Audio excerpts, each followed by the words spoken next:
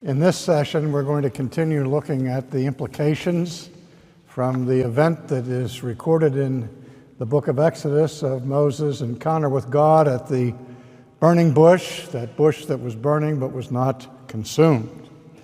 We looked in our last session at the dimension of the revelation of God's holiness in this encounter, and now I want to move to another dimension of it, beginning there later on in the chapter, after God had spoken to Moses and said, I have seen the oppression of my people who are in Egypt, and I have heard their cry because of their taskmasters, for I know their sorrows. Now there are three verbs here that I want us to get a hold of, that it tells us something about God. At first it says,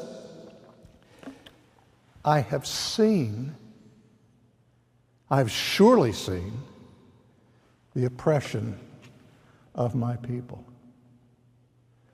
So that God sees what's going on. The second thing he says, I have heard their cry. So we know that the God who is revealed here is not blind, nor is he deaf, nor is he ignorant, because he goes on to say, because I know of the sorrows that they have borne.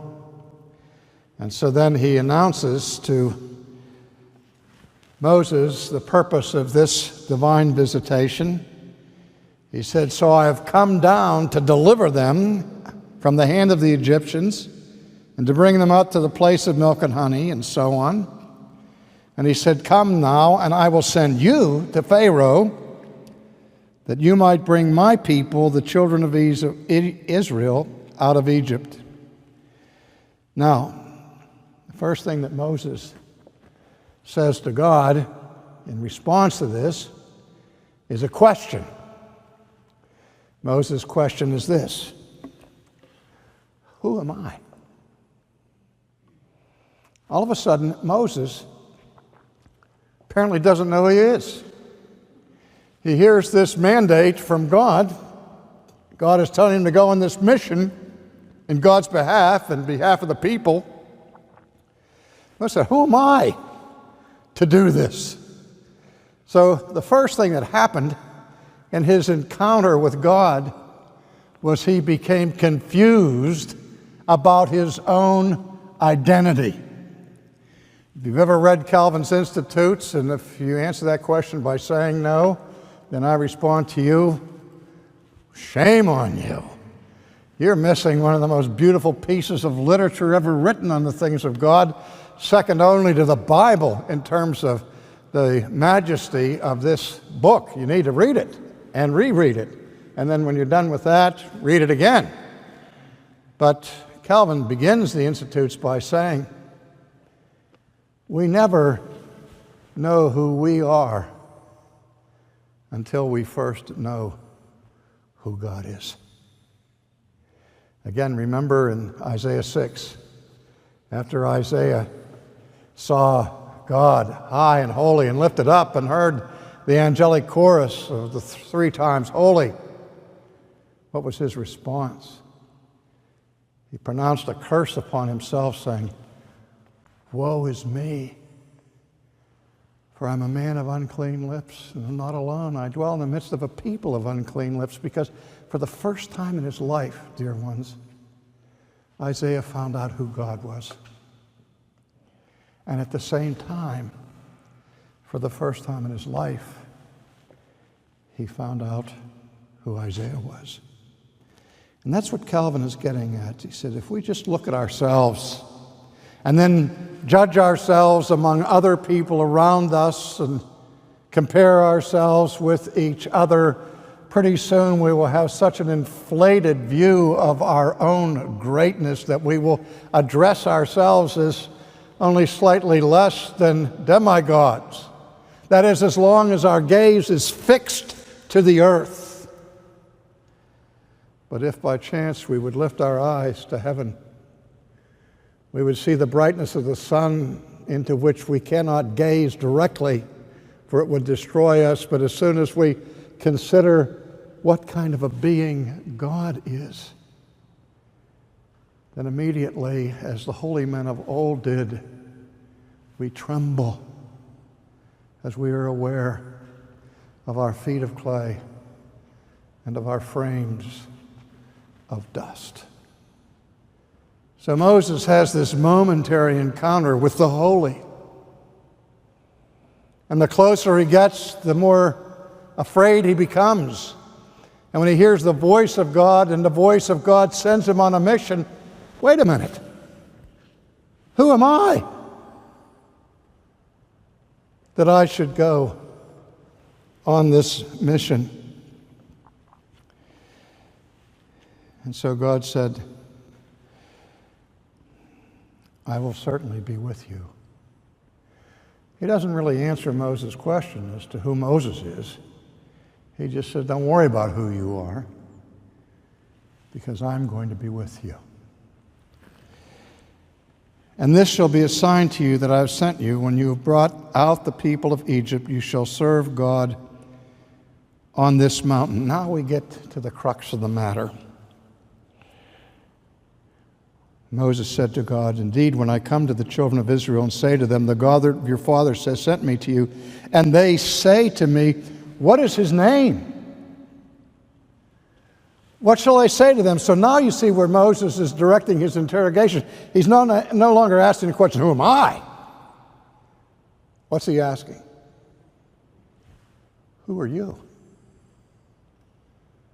What's your name?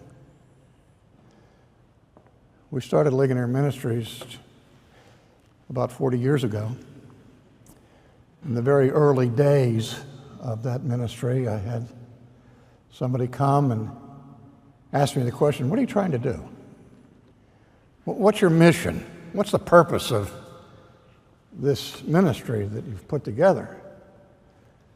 And he said, what's the most? I said, I told him, well, it's a teaching ministry to help ground Christians in the Word of God and so on. And he says, well, what is it that you want to teach people that the people in this country don't know? And I said, that's easy. Who God is. I said, I know that everybody in the world knows that God is, because God has so clearly manifested himself to all of them in creation that men are left without excuse because his general revelation has pierced their minds. They know he exists, but they hate him. And I said, in a large measure, that's because they know he is. They don't have any idea who he is. And the fellow said, fine. He says, but what do you think is the most important thing that Christians need to know in this day and age? I said, that's easy. And he said, what? I said, Christians need to find out who God is. And I think the greatest weakness of the church in our day is the virtual eclipse of the character of God, even in our churches.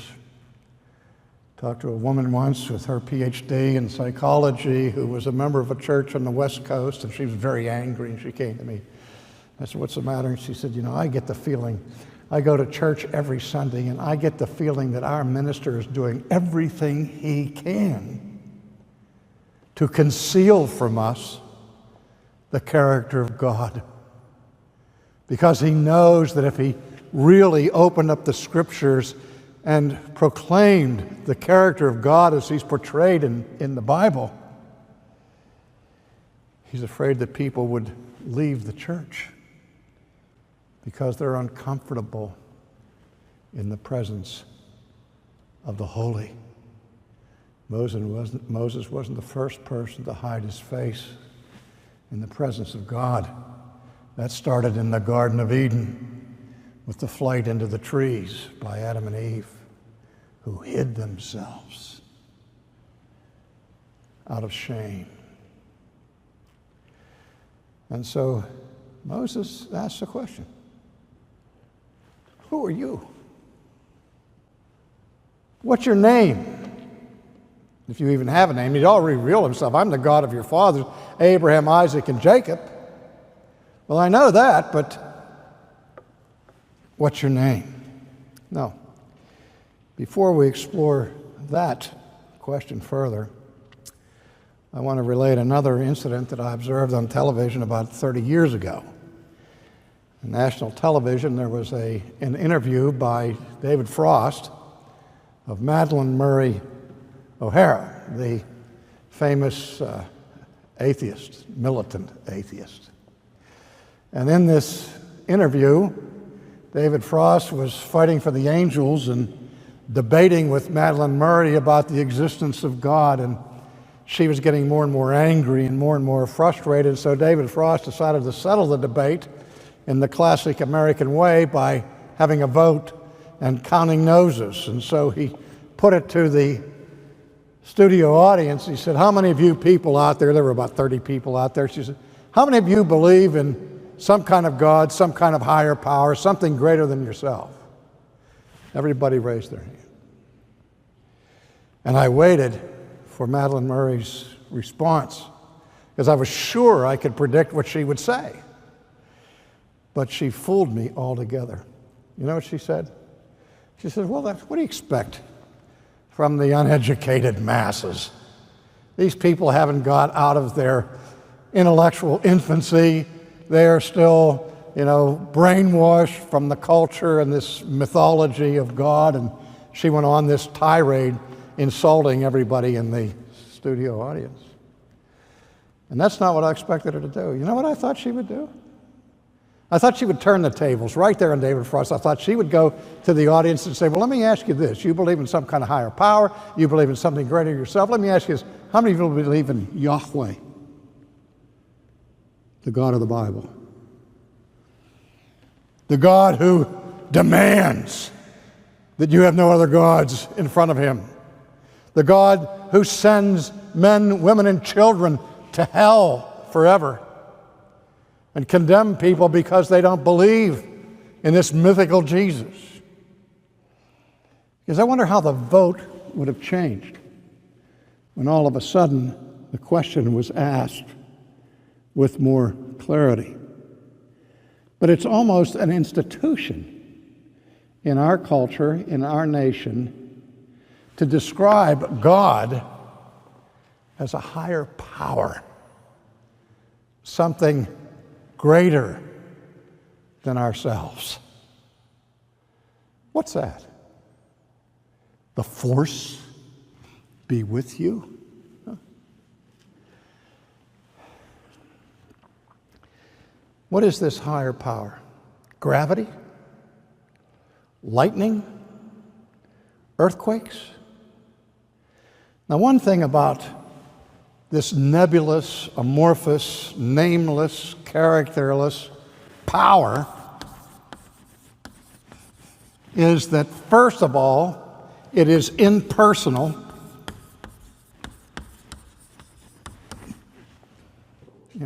Impersonal. And second of all, and most important, it is amoral. See, there's an upside and a downside to worshiping a higher power, a nameless, faceless force like gravity or cosmic dust or lightning or thunder. Here's the upside to a sinner: a force that is impersonal and amoral, makes no ethical demands on anybody. Gravity does not make judgments about people's behavior unless they jump out of windows 6 stories high. But even at that, there is no personal condemnation that comes from gravity or an earthquake Gravity has no voice. It says nothing, it sees nothing, and it knows nothing. We could describe this higher force that is the God of our culture like the three monkeys: see no evil, hear no evil, speak no evil. Nobody's conscience is seared by gravity. If the higher power is impersonal and amoral, that gives you a license to behave any way you want to behave with impunity. But what's the downside? The downside is that there's nobody home out there. That this force means that in the universe, there is no personal God, no personal Redeemer. What kind of a relationship, what kind of salvific relationship can you have with thunder? Thunder makes noise. Thunder booms through the skies. But in terms of content, it's mute. It's tongue-tied. It has no revelation. It gives no hope. And gravity has never been able to forgive anybody for their sins. And the first thing we see here in God's answer to Moses is so different from a comment I hear every week from the coach of the Pittsburgh Steelers. I listen religiously every week to the coach's, Mike Tomlin's, press conference. And it seems like after every game, the press corps asks him the same question every week. And it's like you could just run the tape. I know what Tomlin is going to say to those reporters before he says it. He's going to say, "Well, my focus is what we did wrong last week. My focus is on the next game." He always says that. And they say, "Well, what about this and what about that?" And every time a week he says, "Well, it is what it is." A redundancy, of course. But you see, that's the name of the God of America. It is what it is. But when God asked Moses for his name, he didn't say, "It is what it is." He said, "I am who I am. Yahweh. That's my name." And the very first thing that God reveals about himself in that name is that he's personal.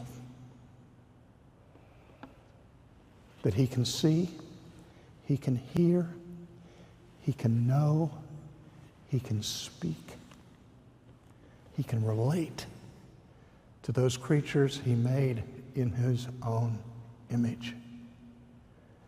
He is the God who brought up his people out of the land of Egypt. He's a God with a name, a God with a history. I taught a course in college many years ago on theology, and we were studying the names of God, and I was trying to illustrate this to the significance of the names of God and what they reveal about God's character to the class. And just at the beginning of the class, this girl, I'll call her Mary, walked in the room, and she walked in a strange, somewhat awkward demeanor. She walked in like this. And anybody that looked, or if she really walked in like this, could see the glittering diamond ring on her left hand. And I said, "Wait a minute, Mary." I said, "Do I see a diamond ring on your finger?" She said, "Yes." I said, "Are you engaged?" And she said, "Yes."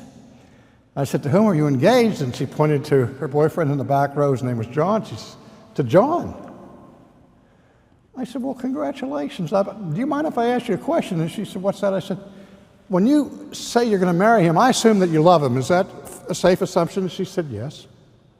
I said, well, tell me, why do you love him? In front of the whole class, I asked her this. Why do you love John? And she said, because he's so handsome. I said, well, yes, he is very good looking, but look at Bill back there. He was the escort to the Queen this year. I said, homecoming queen. I said, don't you think he's good looking? Oh, yeah, Bill's very handsome. I said, well, then there's got to be something else about John besides that he's handsome. And she said, well, he's so athletic. I said, yes, he is. He's good. I said, but Bill's the captain of the basketball team. He's athletic too, so why don't you love Bill instead of John? And she's starting to get frustrated now. She said, well, John's so intelligent. I said, he is. He's a very good student. He said, of course, Bill's probably going to be the valedictorian of the class. So you're not getting it, Mary.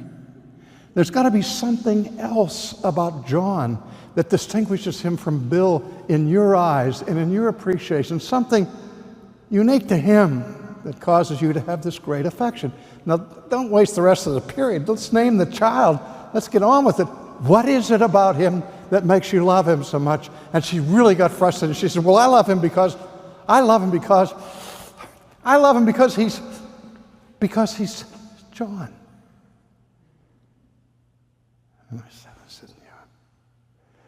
See, when you wanted to come back to the crystallized essence of who he is and what he means in terms of your relationship and your personal history with him, it all came back to his name. And that's why when we look at God, we know that his name is wonderful.